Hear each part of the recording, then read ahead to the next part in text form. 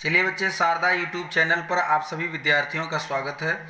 आज हम कुछ क्वेश्चंस के बारे में चर्चा करेंगे जो यूपी बोर्ड में लॉन्ग टाइप क्वेश्चन हैं और आएंगे। हम उम्मीद करेंगे कि आप सभी बच्चे इस क्वेश्चन को देखकर और अच्छे से तैयार करेंगे, जिससे आप अच्छे अंकों से पास हो जाएं। तो आपके स्क्रीन पर एक क्वेश्चन अच्छा सा दिखाई दे रहा है कि दिष्ट धारा डायनमो की संरचना एवं कार्यविधि का वर्णन कीजिए। ये क्वेश्चन वेरी इंपॉर्टेंट है, आपके पेपर में आने की प्रबल संभावना है। इसी में एक और अगला क्वेश्चन है कि विद्युत मोटर की संरचना, सिद्धांत एवं कार्यविधि का वर्णन कीजिए। एक और वेरी इंपॉर्टेंट क्वेश्चन है बच्चे कि डायनमो क्या है। डायनमो के बारे में आप अच्छे से स्टडी कर लीजिए और डायनमो पेपर में पूछा जाएगा, लगातार पूछा गया है 13, 14, 15, 16, 17, 18, 19, 20। आगे आने की प्रबल संभावना है, इसलिए आप इस पर फोकस बनाए रखें। एक और इम्पोर्टेंट क्वेश्चन बच्चे कि फ्लेमिंग के दाएं हाथ का नियम, यह भी इम्पोर्टेंट क्वेश्चन है, आपके पेपर में लगातार पूछा गया है। फ्लेमिंग के बाएं हस्त नियम, या देखिए क्वेश्चन एनसीईआरटी 13, 14, 15, 16, 22 में पूछा है कि फ्लेमिंग का वाम हस्त नियम लिखिए। और ये फ्लेमिंग के वाम हस्त नियम जो हैं आपके स्क्रीन पर दिख रहे हैं, इसको पढ़ लीजिए, ये पेपर में आएगा। अगला एक क्वेश्चन और है कि विद्युत मोटर का नामांकित आरेख खींचकर इसका सिद्धांत तथा कार्यविधि स्पष्ट कीजिए। विद्युत मोटर में विभक्त वलय का क्या महत्व है। एक और प्यारा सा क्वेश्चन बच्चे कि बायो सेवर्ट का नियम क्या है। आप देख सकते हैं 14, 15, 16, 17 में। और बच्चे एक न्यूमेरिकल है जो वेरी इंपॉर्टेंट है, हर साल पूछा जाता है। इस टाइप का प्रश्न जरूर पूछेगा कि दिए गए परिपथ में ज्ञात करिए, पहला ए तथा बी के मध्य प्रतिरोध, दूसरा परिपथ में प्रवाहित धारा, तीसरा ए तथा बी के मध्य विभवांतर, 2 ओम के प्रतिरोध के सिरों का विभवांतर। आप इसको चेक करिए और ढंग से सॉल्व करेंगे कॉपी पेन लेकर।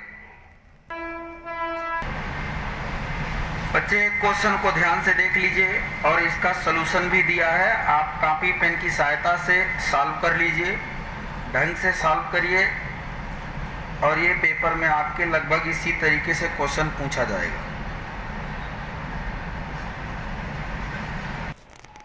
एक और क्वेश्चन है जो वेरी इंपॉर्टेंट लॉन्ग टाइप में पूछा जाएगा, ओम का नियम क्या है। इसके सत्यापन के लिए आवश्यक प्रयोग का वर्णन परिपथ आरेख खींचकर कीजिए। यह आपको बताया गया है और ढंग से आप इसको पढ़ लीजिए।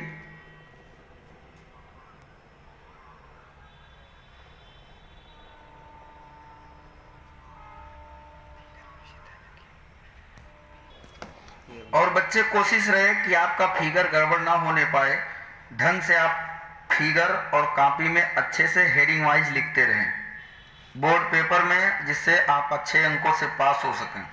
एक क्वेश्चन और है कि श्रेणी में प्रतिरोधों को किस प्रकार जोड़ा जाता है कि प्रतिरोधों के इस समायोजन के लिए सूत्र प्राप्त कीजिए।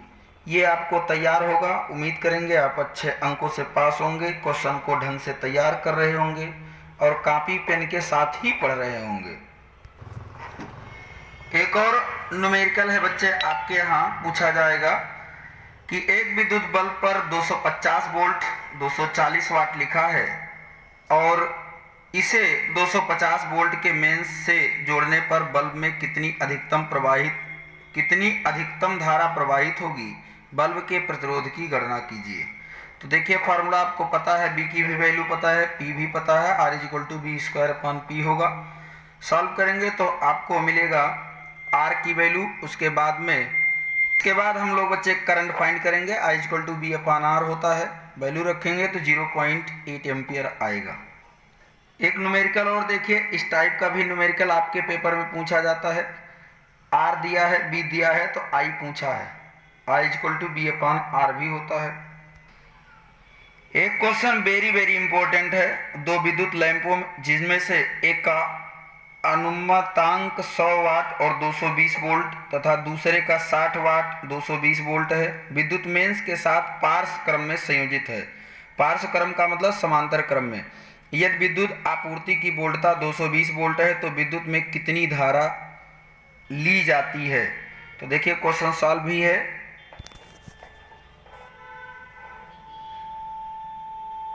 ये क्वेश्चन इस तरीके से सॉल्व किया गया बच्चे, इसको ढंग से सॉल्व कर लीजिए और ये पेपर के लिए वेरी इंपॉर्टेंट है।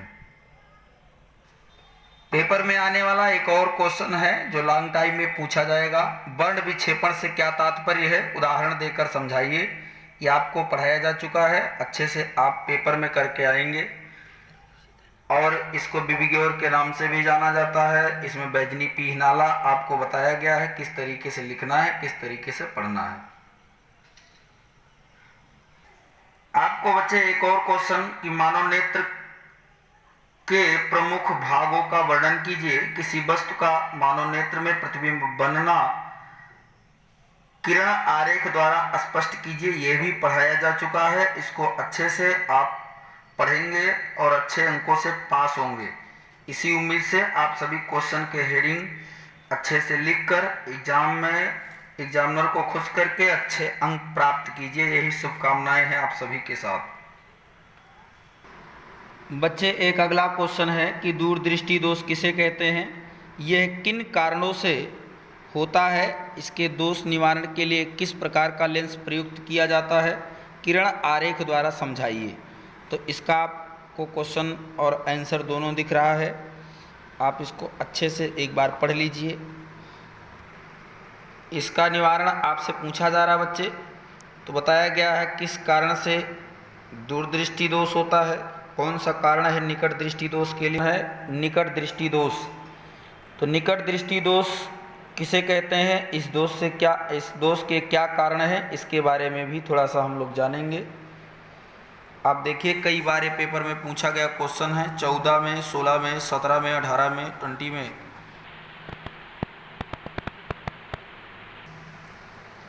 बच्चे क्वेश्चन और आपके यहाँ उत्तल दर्पण के लिए सूत्र 1/f = v 1/u + 1/b का निगमन, यह भी पेपर में पूछा जाता है, इसलिए इसको भी आप रेडी कर लें।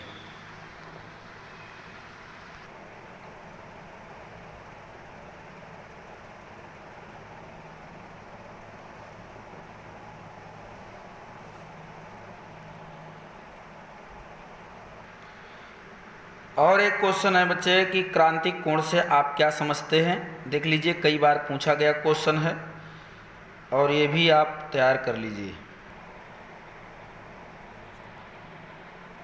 अब आते हैं बच्चे हम लोग बायो की तरफ। इसमें से देख लीजिए क्वेश्चन कई बार पूछा है, लिंग गुणसूत्र से आप क्या समझते हैं। नर तथा मादा में लिंग गुणसूत्र का विन्यास लिखिए। 14 में, 13 में, 20 में पूछा गया क्वेश्चन है। इन सभी क्वेश्चनों को एक बार निगाह से अच्छे से देख लीजिए। डार्विन के क्वेश्चन है बच्चे आपके यहाँ, डार्विन के प्राकृतिक वर्णवाद